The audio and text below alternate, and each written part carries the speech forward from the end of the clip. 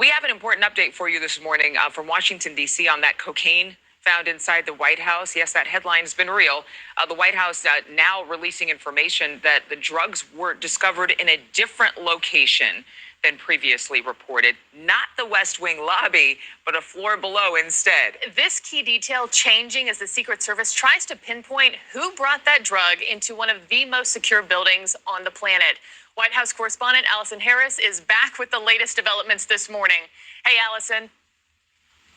Hey, good morning to you, Marky. Good morning, Adrian. Happy Friday to you both. This morning, the House Oversight Committee is still calling for a full briefing from the Secret Service. And as you guys said, officials are updating where they say the bag of cocaine was found, that it wasn't in the West Wing lobby, but it was actually near the White House's West Executive entrance between the foyer and a lower level lobby. It is one floor below the main West Wing offices, and it's on the same floor as the Situation Room.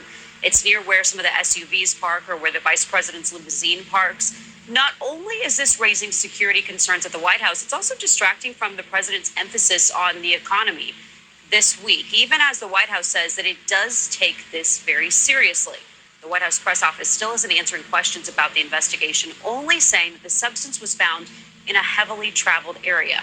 The Secret Service is leading the investigation. Former President Trump has insinuated that the cocaine could belong to Hunter Biden, who has been around the White House often recently and, as we know, has a history of drug addiction. First, we have to join together to ensure that drug dealers are punished swiftly, surely, and severely.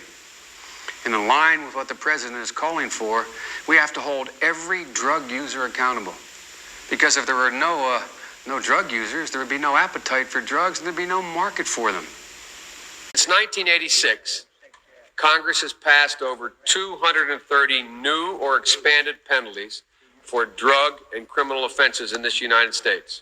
230 new penalties.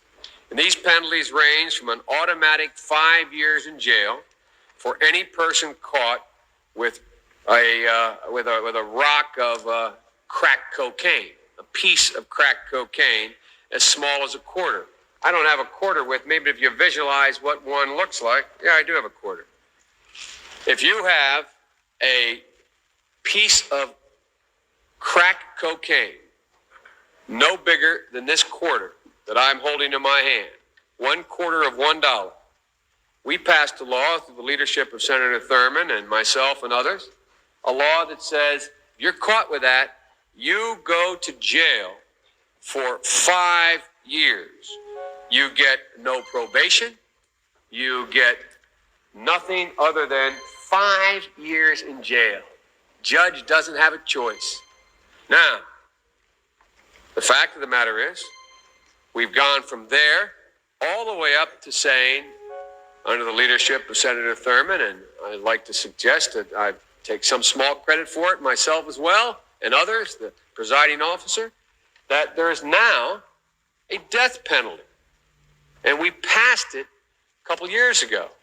If you are a major drug dealer involved in the trafficking of drugs and murder results in your activities, you go to death. And a number of other severe penalties. We changed the law so that if you are arrested and you are a drug dealer under our forfeiture statutes, the government can take everything you own. Everything from your car to your house, your bank account, not merely what they confiscate in terms of the dollars from the transaction that you've just got caught engaging in. They can take everything.